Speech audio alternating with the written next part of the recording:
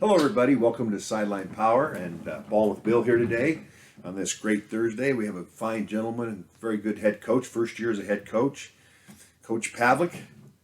Welcome back. Great to have you here. Yeah, it's good to be back. And I want to just start off. Let's start about let's just kind of go over how you started your first year as being a head football coach. When I took this job, you don't know what to expect. But I took it for the challenge. I was at Bellevue West, and I was up at SDSU before, and always as an assistant. Coached under some very good coaches that tell you what to do. And there's definitely some situations where I'm like, well, I wonder what Coach Huff would do. I wonder what Coach Stig would do. You know what I mean? There's definitely got presented with those challenges this year that helped me grow as a football coach. It'd been very easy. Bellevue West is going to be great this year. They had a very, very good chance at going to state, very good chance at winning state. It'd been easy for me to stay there. It's not a bad thing for anyone who wants to be an assistant, but I just want to look at how I want to grow as a coach, and that definitely happened this year. I think you had an excellent year coaching your first year, and tell us about some of the things. I mean, because you come from being at Bellevue West, you come from a very high-powered, sling it all over the place offense. I mean, they still run the ball, but it's ran under depending on how many you get in the box, because that's the big key with that is if you get so many in the box, and you're going to run the football. Yes. If not, you're slinging it to get them spread out so you can run the football. Yes. So what did you adjust when you came into Bishop Neumann? So what we ran, the base of what we ran and what we started with is Coach Huffman's Bellevue West offense. Okay. And here's the deal, though, and I think it's just funny. Bishop Newman's run triple option for 40 years. Veer, and I think pretty much Veer. It's Veer for 40 years, and I think what's really funny is I think all the parents and the fans thought I was going to come in and throw it every down. And we definitely did not do that. There's a process to ended up starting a sophomore quarterback. Connor Shutt, he's 6'5", 185 pounds, sophomore. Wow. Very threw for 1,400, right on 1,400 yards as a sophomore. Had a very, very good year. Good deal. And very excited to have him come back the next couple of years. But you have to turning that team into a passing team takes time. Mm-hmm. But it's also Nebraska. We have to be able to run the ball first. We have to. You want to win. You want to get to the playoffs. You want to win the playoffs. You want to play in November. You got to be able to run the ball, and that was definitely our focus this year. Now, something I wasn't used to. We had one offensive lineman over 200 pounds, and we went from a veer triple option blocking scheme into more of a zone read power type blocking scheme. So it's definitely a challenge. First off, up front for the offensive line.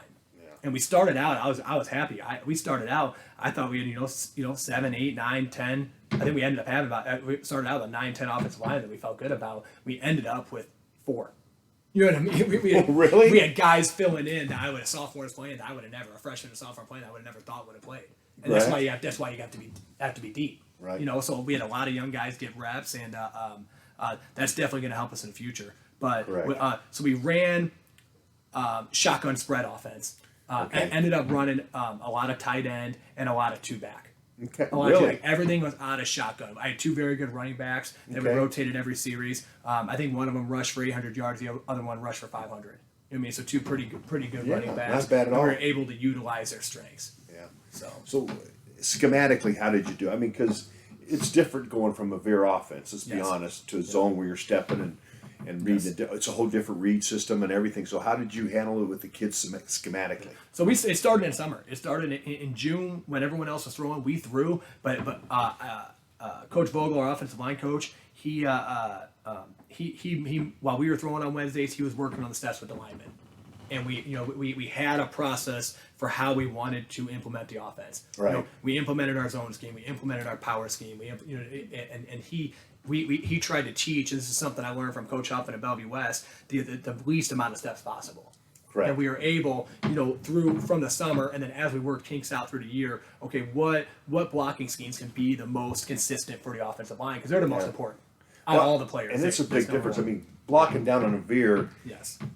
To where you're blocking in a zone and you're going to work upfield and tag off depending on where that linebacker goes and learn how to pass and everything. That's a big change. The comboing and the reaching was definitely new. Because going down's a lot easier for you don't need big guys. Yeah, getting the width, but not it was. I don't think we ever reached very well this year. That's a whole different. But that takes so much time. I'm not mad at the guys at all. I'm not talking bad about them. But I think in year 2 we'll definitely get better at it. Yeah. Not as good as I don't think we'll ever get as good as we want to. at it. You know what I mean? There's always something you want to. Oh, yeah. You always And- want to challenge a guy. I mean, you even look at the NFL; they still run the zone and everything, Yes. and they don't get it right every week. There's a lot to that. Yeah. I've taught that before too. And veer's a much easier step, Yes. and you don't need large guys. Yeah. Now, what we ended up doing with the background of our players, because I liked both our running backs that we had, and then our quarterback's a very good runner. Ended up having a good arm. So this big 6'5" kid could go, can huh? run. He can Wow, get going. that's He's very nice. slippery. And what we did, we started implementing a lot. We implemented inside and outside veer Okay. with our running backs. Out of the gun. Yeah, out of the gun. So we would. How's that timing wise? Out of one back, it worked out really well. Out of one back, we jetted our receiver into the pitch back. Okay. Out of two back, you have both options. You can Right. you can jet the receiver, or typically you can run your split back veer out of shotgun, like people are used to seeing. How does that time? So- Because you're used to being Yeah. knowing the veer the way coach ran it. They're up tight. Oh yeah. I mean, how do you So, time that up with we don't stand very deep. Okay. Yeah, our quarterback's heels at 3.5, 4 yards, depending on if we're in pistol. But it's or a not. pretty quick handoff. Yeah, you know what I mean. It's still hitting quick. Now the timing of it took time. That mesh for our quarterback Oh, I to imagine. read that, it's already tough for a sophomore to do, and then you back them up 3.5, 4 yards. Right. That's tough as well. You know I what I mean? think so, yeah. So we definitely. I learned a lesson in that zone and power and all those blocking schemes are very, very important. Right. But veer, you have to rep even more. And once I think we started devoting a little bit more time to it, whether we called it more in the game or not, those plays got more successful. Okay. And we got more smooth. So that was definitely a learning experience for me.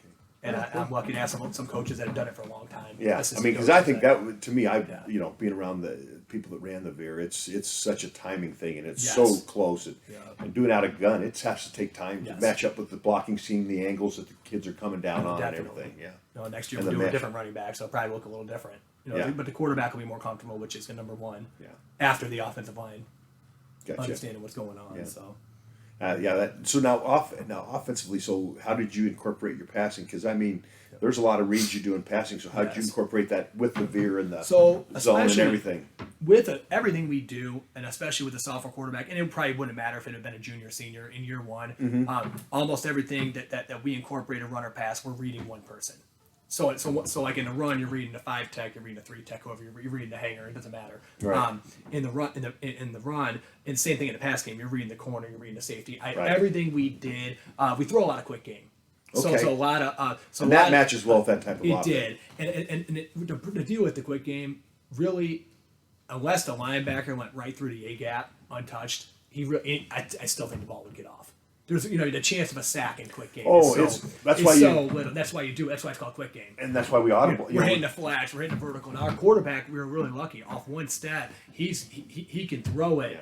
He could throw it on a line 25 yards down the sideline, hit the receiver right in the face, and we were able to attack a lot of those those spaces. Now, something we did good, and this is something I learned from Coach Huffman, is I don't run plays to run plays. We don't run a lot. I think people thought we were going to run a lot of different plays. We Right. don't. What we do is we are going to attack, and this is how it's taught. We're going to attack the open space of the numbers until they change. And it seems Correct. really redundant, but I'm not. Less is more. Right. And I that's something agree. you're going to get. As we got into the pass game, we worked in some more three-step. We worked in some more three-steps and some longer developing routes. And it was nice because at first we were rolling out of the pocket to help the O-line out. I think we only got sacked. We got sacked less than 5 times this year in 10 games. Seriously, yeah. That's it pretty was, dang good. And, you know what I mean? Yeah. And now we do a lot of quick game. And even our I'll be three-step. honest, when we were throwing it, that was one of our audibles. If we get the quarterback to read, if they're going to get to zero yeah. coverage, we're going with a quick game. And even our three-step, he's still getting it out so quick. It's a quick 3 hitch and go. You're right. You know what I mean? And so we once we get lean on our offensive line, our quarterback's able to sit back there, but we're working on quickening his steps up so he can. But we're still focused on one. Like I said, the corner, the safety. I didn't try to have. He wasn't looking from one side of the field to the other. It's not realistic. I think in high school football, especially It's with hard a to do that. sophomore. I mean, if you look at even the one we watch on Sundays, how many quarterbacks you think do that well? No, not that. Maybe a top 5. Yeah, it's And that's why why you see the ones in the Super Bowl that can do it. Yeah. So it's basically what it came down to. If the corners are going to play real deep, we're going to throw it underneath them. If the corners are going to walk up, well, we're not going to take that. We're going to take a quick vertical shot. and we're lucky to have a quarterback that can do it. Yeah, and you we're are. going to back for 2 more years. Especially a sophomore, you found one That's that good. yeah. We are very, very fortunate. I think next year we're going to have 9, 10, 11 O linemen. very a lot of good young guys coming back. So our lower level team. How many seniors did you lose, Coach? Only nine or 10, only 10, I think. Small I think senior class. Yeah. Yes, and we had 57 guys this year. Next year we'll probably have 60. Wow. 9 to 12. Our lower level teams, our JV lost one game and our reserve lost one game. So I feel, and they, you know what I mean, they took it to a lot of good bigger schools teams. That is good. Lower That's level really very and good you about and coming I'm back. sure ninth grade on up you started working with the changes offensively and all that stuff. Oh, we ran pretty much the same. We have very good.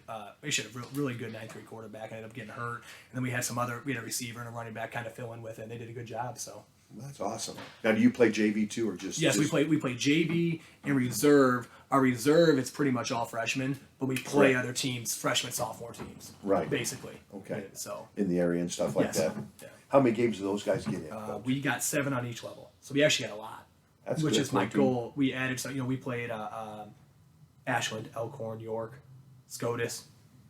We tried to play some of the good area yeah, teams we right played here. Wahoo. No, we did not. We didn't play. We weren't looking to play easy Yeah. schedule, and that's kind of how I like it on varsity too. A lot of teams. We were 5-4 going to the playoffs. We ended up getting a 12 seed because our strength of schedule. We lost it. We lost it. All of our losses were the top 10 teams. Top 8 seeds, Right. And that's how I personally like it. It's tough because it's like, well, you got to get in the playoffs. Well, yeah, we're fighting to get in the playoffs. When we get to the playoffs, You played tough games. We're a play away from beating Hastings St. Cecilia, who's 8-1. Yeah. And nothing. Their coach does a great job there. That's a great team, but they didn't play the schedule we played. And that, Right. it's so I like, we're always going. When we fill out the new schedule here, the new 2-year cycle, we're definitely going to put down area teams that are in our Centennial Conference that we know will year in year out get us prepared for the playoffs. Gotcha. So now, what on defense? What'd you do to adjust there and stuff like that when you came in and everything? Did you stay the same defense, or did you adjust a little bit? It looked the same. It was it looked like a 4-4-1 high, base cover 3 cover 1. You know what I mean? It looked in its base it's a 4-2-5. Gotcha. We're almost always. Everyone is, but I'm huge. We're going to stop the run. And teams are for us to go up into a too high safety look. Teams are going to have to stretch the field vertically and Gotcha. attack that pass. And a lot of teams can't do it, whether it's in their offensive package or whether they're quarterback. Or do they have a quarterback that can throw it? Can I tell you what? In 2 years when I lose a sophomore quarterback, when we lose them, whoever we have coming up is going to be ready, but they might not be able to throw the same. So it changes the style of offense. Right. Especially. So it's you go to these Class A schools, very few teams got a guy that can sling it year in and year out. So, It's hard. I mean, I'm going to take a time out here. I'm doing so well time wise. We're killing it here, and just want to take a break, and we'll come right back. But appreciate it, Coach. I like your insight. Be right back.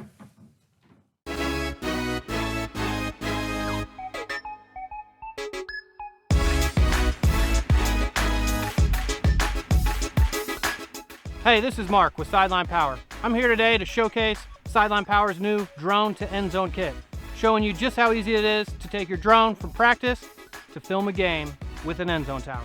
With Sideline Power's new drone to end zone camera, you can quickly and easily transition from the ground to the air in seconds. The smart controller lets you easily pan and tilt the camera as needed and integrates with any sideline replay system. The drone mounting plate is compatible with any standard end zone camera tripod head. You can record up to 4 hours of gameplay without any battery swaps. No more sitting just behind the tripod thanks to the 4 miles of range from the controller to the drone itself. Capture any area of practice or game with the new Sideline Power drone to end zone camera. Visit sidelinepower.com for more information, and as always, stay powered up.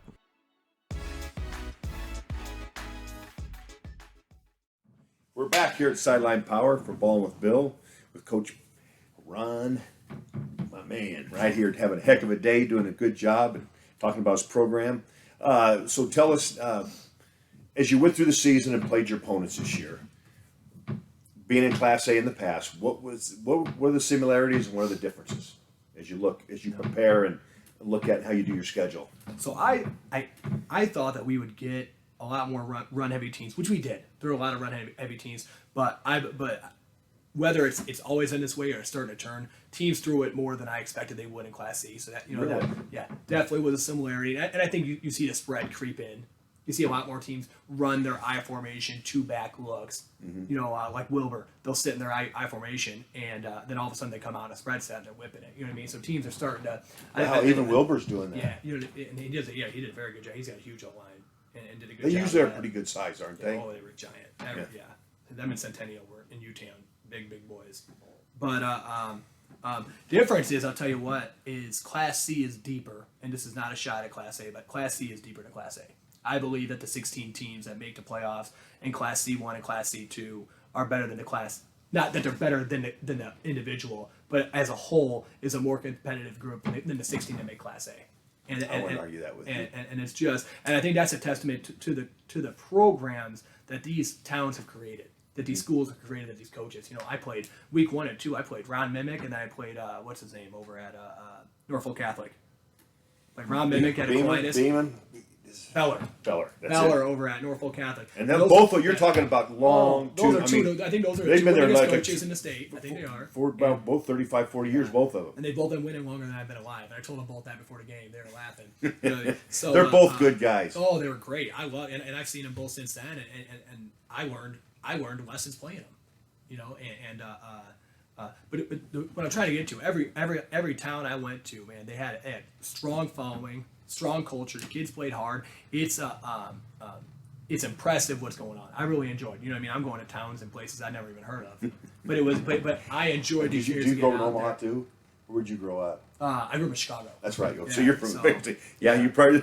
I'm from Omaha, and I don't. Oh, yeah. Mark will bring up these towns every once in a while. And go, where is that, Mark?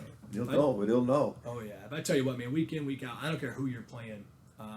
We play Jonathan Trumbull week 3, traditionally a team I don't think that's been that good, but their coach is doing a great job. They're fighting to get the playoffs at the end. You know, of our 9 teams on our schedule, 7 of them, 6 of them made the playoffs, and Donovan could have got in. And it's just you better be ready. You know, we play Syracuse, who was 0-8, but their 8 losses were to 2 C1 teams. And then they were in our district, so they lost all our district teams, and everyone in our district but Syracuse made the playoffs. I mean, these teams, these are well coached, good football teams, and that's something I like. I like week to week playing well coached, good teams, because when you play a well coached team, then you know they're going to do what you expect them to do. They're going to go where you plan for them to go. Now teams are going to adjust, but that, you know what I mean. But when you play a bad team, sometimes the guys running around wild, you don't know where they're going to go. Yeah, I think when I look at this year the classes, I mean, I think B's from top to bottom low. Oh, yeah. I mean, and you're right. Class A, you got some real strong teams in there that And have this some might great be a bad, players. this might but be you a bad have, year. but Class A is pretty deep this year. You know, obviously, Omaha North upset Millard South. But see, what I think people don't realize, North had a heck of a team last year and didn't get a play. They didn't get to play. And they were just recovering from it this year, and they lost those early games. It was nice but to as see they that got Class A better, I strong knew sense. they were going to be strong in that dang field. And you saw some upsets in Class A, but typically when I was at Bellevue West, the first round games, you saw some pretty big blowouts. And I don't think that's happening in B and C. I don't know anything about D, but B and C1 and C2, I think you're 5 and 4, 16 seed playing your 1 seed. That's not a guarantee. No. I mean, and I think, you know, I look at Bennington this week. They got Waverly. I think that's going to be a fight till the finish because Waverly fought them till the end last time. That's a tough quarterfinal. And Bennington's had an unbelievable year. Yes, but they better bring it. Yeah. Like I said, And it was just the same thing with Millard South, like you said. They were the one team that beat Bellevue West Yes. this year, and they got knocked out the first round. But I still think you're right. I think your B and C1 and C2 are much more depth wise from top to bottom. Yes. And I think those small towns do a lot, and I think those kids start at young ages and they do work hard, and it's a whole town when they go play. Yes. I mean, and it's different in Class A. You're right. And that's one thing I like. You know, Class A, and I loved my time at Bellevue West. This isn't a bad thing, but the community is different. At Bishop Neumann, you know, the town knows who the players are. You know, we're very lucky. In the town of Wahoo, you got Bishop Neumann, you got Wahoo High. That's amazing. That's You have two very, schools. very good, strong history programs. Yeah. Coach Fox has done a great job over at Wahoo. Yeah. And they, what I'm trying to say is just the community aspect of it. The involvement of the parents was unbelievable. Yeah. You know, if you need something, if you need help, they are there to help you. You know, the kids and our lower levels. You know, we have the beef, the Wahoo beef, which is our, and then there's the Rhinos that are more the public school kids, and the beef, which is more the Catholic school kids. That's But your team. what I love is seeing the kids. You know, I'm seeing these kids play in 2nd, 3rd, 4th, 5th, 6th grade coming through. more of that consistency, more of that buy-in, more of that pride, that Bishop Neumann pride. And it's the same thing at Ashland and all these other surrounding areas. Yeah. You know, it's fun. It's very, very fun to see that. And I think it's different than the Metro because you got more of that open enrollment, more of the opt-ins. You got kids going wherever, not Right. necessarily in their neighborhood. So that No, was I kinda- mean, you've was seen that kinda at Bellevue sick. West Yes. and all those schools. I mean, the same thing at Millard. I think that helps Millard South a lot. I think Andy does a good job Yes. getting those kids from those small programs as they're growing up, and they're going to Millard South and Yes. not going to West and North right now like No. they used to. No. And I think that's made a difference in why the last 2 years. Yes. Think about it. He's done so. 2 years in a row, Millard South and Millard North have not gotten Millard West or Millard North have not gotten Yeah. the playoffs. That's never not- happened. No, never. So, I mean, it's- he's getting his guys together And he working did a them, I great think. job. My question now, you're coaching it. When you look at the young kids doing it, how do you keep them so you don't? What's the word I'm looking for? You get them where they don't want to do it when they get high. You know what I'm saying? They Yeah. get burned out. The You know, burnout system, and that's the it's- thing is like Jeff Jamrock at Yes. Midland, right? He wrote a paper once about ages to start kids playing contact football, not the flag, but contact, because the worry of burnout. Yes. You know, I think not everyone's like you and me that wants to go out there and hit, that wants to go out there and get yelled at. Like I thrive on that. I'm guessing you thrive on that. You know what I mean? Oh, I broke through the And, wall. Coach fired me up, and oh, it was I was ready to there. go. Where'd Bill Yeah. go? I think that hole in the wall was where he went. I think the hard thing is, and I think it's gonna be the hardest thing for me as a parent. I just got married in May. I don't have kids yet, but I think the hardest thing for me is Congratulations. Like, you can have Mark's a kid. getting married here coming up. There you go, congrats. You know, I mean, hey, I did great this football season. My wife didn't see me that much, so so life's good. But I have kids on our team. I have brothers. I have twins on the team that one brother's different than the other. And you talk to these parents. You know, I have a player whose senior is a little more tentative. And then you have the sophomore that's ready to kill somebody when he's on the field. And it's just, I think That's true. I think forcing a kid to play football. I think there's a difference between forcing a kid to not quit and making them finish the season. Right. But forcing them to play when they're not ready, I think it hurt a game like football. Yes. Because it's a contact sport. It is. You know It's what I mean? physical. So some kids, there's all the arguments. They shouldn't play till they're in middle school. They shouldn't play till they're in 6th grade, whatever. I think every kid's different. I Mm-hmm. think there's that kid in 3rd grade that's ready, that needs to go out there and release some energy and loves the game and wants to hit somebody. But I also think there's a kid out there in 3rd grade. There's kids that are great in high school now. I think there's kids that are great in college and in the NFL that might have not been the best player as a 3rd grader. Oh, They that's were- they true. were into it. So I think you have to evaluate. Biggest thing is they're having a good time. Like I'd go out to our beef practices, that our youth league practices. They practice after us, Mm-hmm. and just getting to know them, and you're high fiving them. Then you go over to St. Lance Elementary School by us, and you see them eating lunch, and you engage them. And I think it's make it more than football. You know what I mean? Why do we all love football? Well, I'm the man I am today because of football. I don't doubt that one bit, and I don't think you would. You know what I No. mean? It's we'll give those kids something to be excited for. Right. And not just a yeah, everyone wants you to win, but that's not always. You're not always going to win. You're not always going to have the best Nobody season, does. obviously. Yeah. But on Friday night, take away from what the scoreboard happens. What are they seeing on the sideline? What kind of players are they seeing that are under me? What kind of players are we pumping out? And if they're role models, they're guys that are having a good time with the little guys, and they're having a party on the sideline, and they got great energy, and they have great energy, and they represent your program. The young guys are going to buy in and play. Gotcha. I know. I think that's interesting philosophy because you hear a lot of numbers. Well, they shouldn't do it in junior high. They should do it here. But I think every kid matures differently. There's no no two people are the exact same. Yeah. So I think your point is very valid. I think what's harder is even keeping the 7th, 8th, and 9th and 10th graders playing. Middle school, you got a lot of kids, different sizes. Right. So you got to keep kids out. 9th grade year, for us is we had a good 9th grade schedule. So the guys had a good time, but then 10th grade, you're in between. Are you playing in the reserve? You're playing some JV? Are you playing on Friday night? Well, you might not because you're not growing. So you got to keep guys engaged. I have because you never know what they're going to be their 11th grade year. No, I have 60 guys. You might know, they might not be ready till their 12th grade year. That's true. And the problem is that it's not as common anymore to stick out. You don't see as many one-year starters as seniors. I think you see them more in small towns. Mm-hmm. I do, but you know what I mean. But I had some seniors. I had a few seniors this year that came out and busted their butts at practice, tore it up on scout team every day, but didn't play a lot on Friday night. But they were bought into Bishop Neumann. I didn't have to. That wasn't me. They were bought in. They were bought in to the school, to the football team. Gotcha. And those are the kind of guys you got to keep. And I think that's where it all comes to. If you have strong senior leadership, the young guys are going to stick it out because that's who they're trying to be. That's who they're mentored by. That's who they're trying to be. Yeah. Lamanji said the same thing one time when I was talking to him. He said the sophomore year is the hardest year. Oh, it's awful. because there's kids that are those tweeners, and you don't want to lose them because then you see, if you do lose them, then you see in the hallway and they're seniors. They they could play on your team on Friday night. Yes. And he said that was always that was his most important year, was get him through that sophomore year on the team. Oh, and what I found out this year, I think there was one game. I can't remember what it was. I think it was Centennial.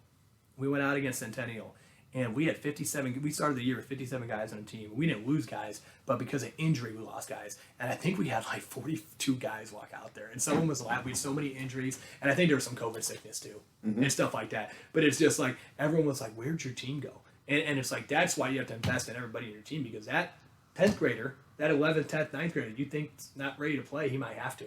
Yeah. And that's, you know what I mean? And you want him there as a senior, then put another freshman out there. No, I'm with, yeah. Because of the maturity and all that stuff. For sure. So it's definitely learning experience there. It's good to have depth. I think when you're coaching and teaching, you learn every year, and I think that's the fun thing about it. Yes. But that's what most coaches have said, and I'm sure Hoffman would say the same thing. That sophomore year is the most important year. No, he's the one that taught me that. He always I want to say forced, but pushed us coaches to keep the young guys engaged. Yeah, and that's how do you do that? I mean, because like you said, let's say you put a kid on reserve because you're trying to get him time in so he can help you. So they need those reps. So how do you keep them engaged? So you need those reps that you're talking about in the lower level games, the reserve, the JV. They get those reps, but then in practice, yes, if you just practice your starters in practice and a couple backups. You're an injury away from playing guys. From playing a guy that you're not expected to play. And I think something that we did, that I learned from Coach Huffman is that you have to have guys ready to play. So that sophomore that you know is not ready to start an offensive tackle, well, he might be playing an offensive tackle. So making sure that your young guys are getting reps and not just getting the trash time reps. You know what I mean? They're getting reps in practice, going against good competition, and that's making them better. And we had guys at practice, a third to half of the reps in practice. They didn't play a lot on Friday night, but they got a lot of reps the second half of the season that will get them ready when we need them as a junior or senior next year. Yeah, So. I know. So now you went through an exciting year. You had a good season, got in the playoffs, played tough competition week in and week out. You're only losing 9 guys, which is kind of nice because I know not everybody's losing just 9 seniors. No. And then you have sophomore quarterback. So tell me about your off-season program. What are your plans and how are you going to get ready for next year? So here's something that's different from being in the Metro is that, and I love it, huge majority, I bet 75% of them are wrestling or playing basketball. So that's nice. Then I'm a PE teacher and I run our weight room. So you run the weight room. I do. So I'll see a bulk of our freshmen, juniors, and seniors. Our sophomores aren't able to get in the weight room during the day, but our freshmen, juniors, and seniors, I'll see the bulk of them. I'll have them doing their two lifts a week in season if they're in season. And then for the guys, I might have 15 or 20 tops. That's probably overshooting though. Let's say I have 15 or 20 guys. We will do winter conditioning 4 days a week. And we'll do 2 mornings, 2 afternoons, and then the guys that are in class with me will get their lift done, in there as well. So the biggest thing is just, and I think some of the coaches in the school were a little worried about it, but no, I had a couple of guys say they don't want to play basketball. Well, no, you are playing basketball, and it's just like if you enjoy basketball, it's not you can't. One of them told me he wanted to have like hitting lessons for baseball, but you can play basketball and still do your hitting lessons. That's right. You know what I mean? You can because there's a lot of Freeport sport athletes in your school, isn't there? Oh. Ton, but a huge majority. If you like basketball, you need to be playing basketball. If you like to wrestle, you need to go wrestle. I love wrestling. Basketball teaches you to jump, and the agility side of it. Wrestling, it's you and only you in that ring. Do you have soccer in your high school too? No, we don't. So there's track's the king. Yeah. We have baseball too. Right. And it goes on during the spring too, in right? Spring and the summer. But very, very good track program. But it's just for the guys that don't love basketball or don't love wrestling, they can be in the weight room for me. But if you got, if you want to get out there, you need to go compete. Competing in other sports teaches you more skills than sitting in the weight room with me. Yeah. And I know not everyone agrees that way, but you get one chance in your life to play all these sports, to be involved and to represent your school and to go out and compete. Right. You need to be doing that. So, I agree. Yeah. So now how do you keep the 14 or 15 motivated when they're because you're not going to have a huge weight room presence. And do you run them too? Do you? We will, and we'll do that. But actually, too, I'll see. It's kind of funny. I'll see all the basketball guys, which are football players. I'll probably most likely lift. Actually, I will. I will be running the lifting for basketball and for wrestling. most Oh, of the I time. think So you know what I mean? that's So a the lot. thing. So I will see all these guys throughout the day or in the morning or afternoon at some point. Right. At least 2 times a week, and then for the other guys 3 to 4 times a week. So it's seeing the interaction and holding them accountable. That doesn't worry me one bit. What type of workout do you try to get into 2 days a week in season? So we use we use what's called Volt Athletics. It's an app. A ton of people around the metros use Volt, and there's other ones too. Everything we do is explosive. We'll focus on the squat and the clean. Would be the focus for the guys that are in season. That's what we did in football. You know what I mean? They can bench in the off season. That's my deal. You know what I mean? That's my big deal. They can bench on their own time. That's what I tell them. But everything we do is explosive lifting. You want to jump higher. You want to jump higher. You squat and you clean. You want to be faster. You gain muscle. You squat and you clean. You know what I mean? Gotta gain that lean muscle. I'm not saying I'm a power lifter. I'm an explosive. Everything you come in there. Everything we do. And I know there's a big divide. We are everything we do is explosive. I believe that you still need some of that powerlifting in you. Yep. Otherwise, you're not going to build that lean muscle mass you up. I agree. Because you're still, in order to be explosive, you still got to have that lean muscle mass. Agreed. Yeah, but then you got to pair it those quick twitch muscles. Right. And then once you get that lean muscle mass, now how do you train it to be explosive out there? No, you're right. And that's when I think that's where the clean and those box jumps and all those things you guys do. That's taking that lean muscle mass you build it in the weight room, the squat and the deadlift. But at some point, you got to do a full 90-degree, not like everyone else. You got to get your butt down there and squat. You got to get your butt down there and you got to squat. Yeah.